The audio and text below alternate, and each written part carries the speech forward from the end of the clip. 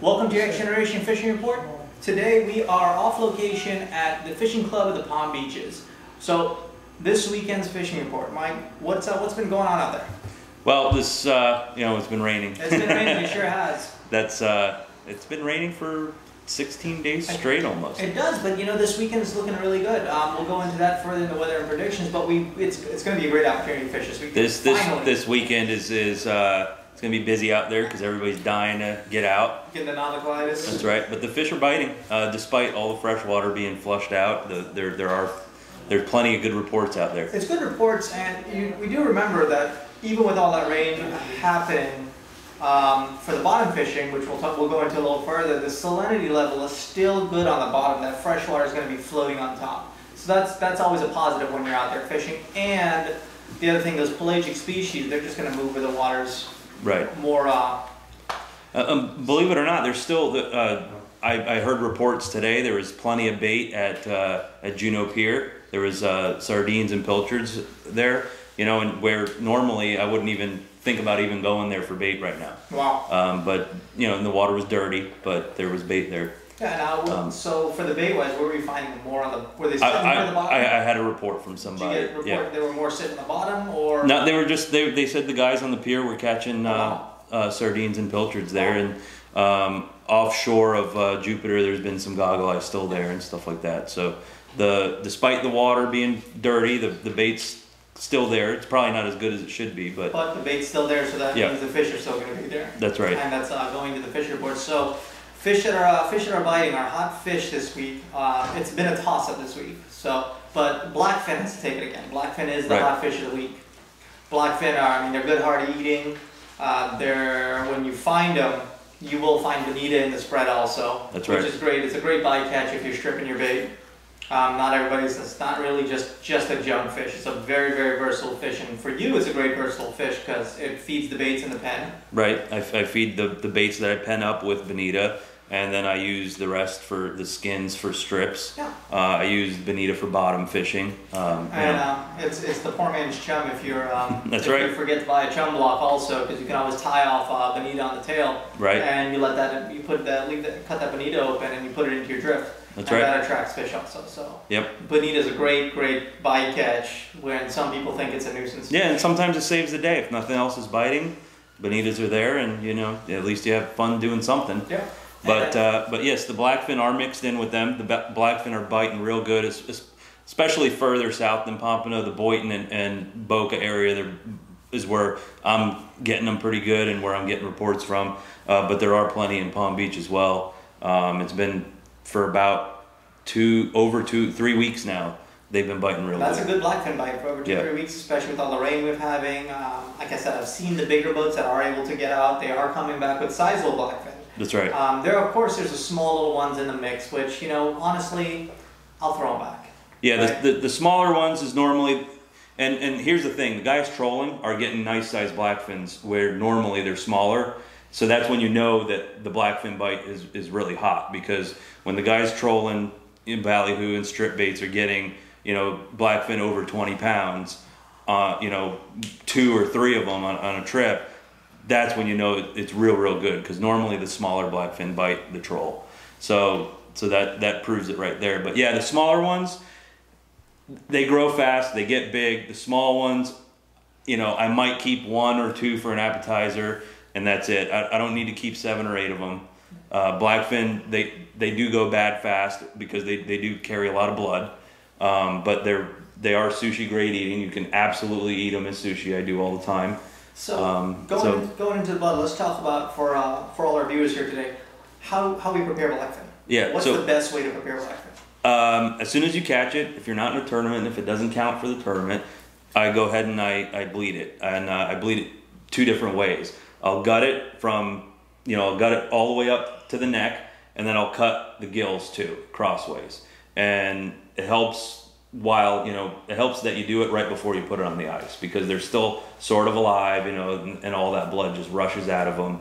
And you do get a much better quality meat. Cleaner tasting fish. The other thing to do with that is pack them on ice at the bottom of your ice chest. That's right. Don't look at the fish till you get home. Yep. Don't take it out for pictures.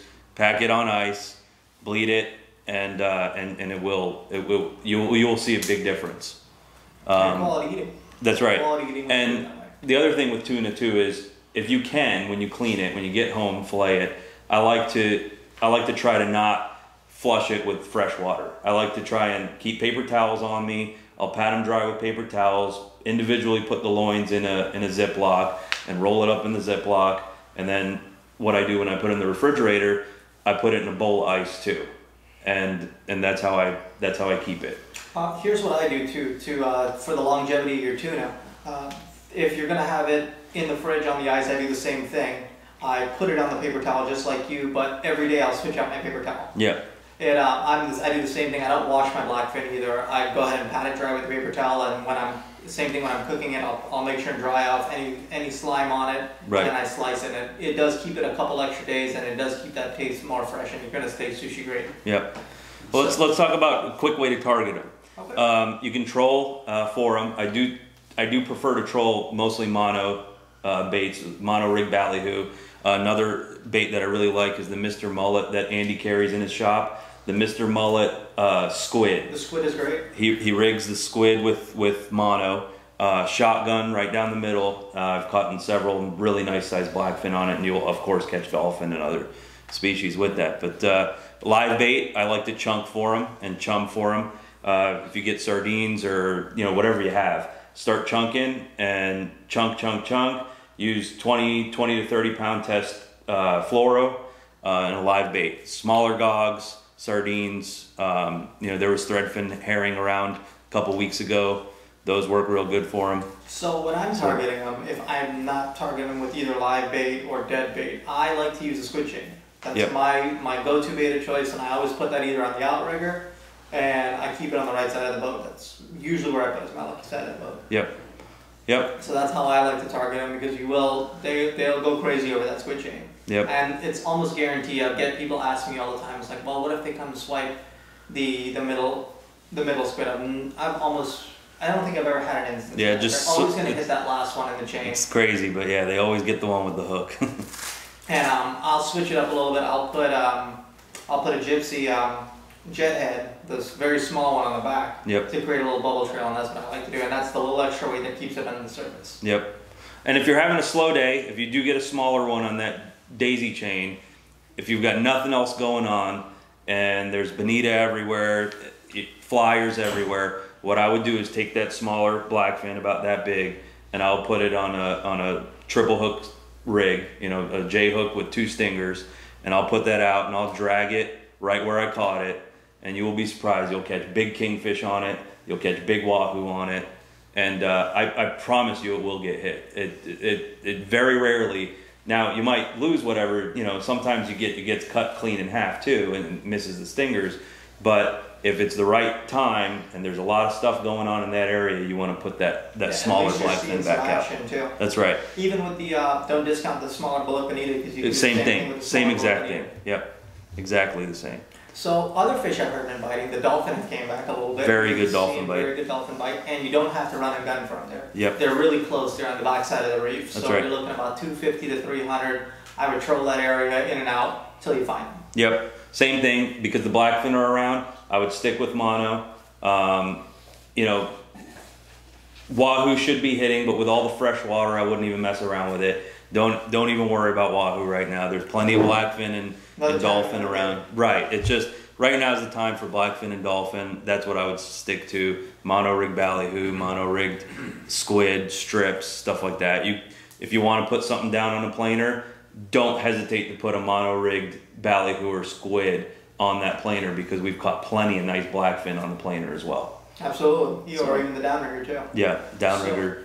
Other fish I've been biting. So if anybody here likes to bottom fish, I got a great report from Captain George on the Mad side. Yep. He's got a great mutton bite going on too. Yep. And that's what I was talking about. That led me before into the salinity level in the water. Although you're seeing that green water on top, below that green water, it's going to be clean where those fish are living. So don't be afraid to fish the edge of that green water, or even fish that green water if it's sitting on the reef. Yep. You'll be surprised what you pull up. Yep. Yeah, the muttons, plenty of good fishing going on right now. Yep. And this is the weekend to do it coming up. Finally, after 3 weeks of non-fish. Good seas, good weather. It's gonna be busy. It's gonna be real busy out there. So let's roll right into the weather and predictions for the weekend. All right. Basically, southeast winds 2 foot all weekend long. Anybody can go out. Yeah, I saw an earlier report. They said 2 to 4, but when you do have a southwest wind, west to southwest wind, it's going to be ground swells, and they're going to be clean rolling. You can even get a 19-foot boat out there with no problem. Yeah, I wouldn't worry about it. Just watch your weather as far as your storms and rain and stuff like Sunday that. it's supposed to be bright sun from Yep. what I saw, and Saturday we're supposed to get spotty rains out there. Yep. And again, I don't see a reason to go out to 1,500 feet of water right now. There's plenty of dolphin on the reef. You don't have to waste that fuel. Plenty of bycatch also if you're dolphin fishing. So, and then bring something for bottom fishing when it gets slow in the middle of the day. All right. Well, Yep. that's your X Generation fishing report of the week, and weather and predictions.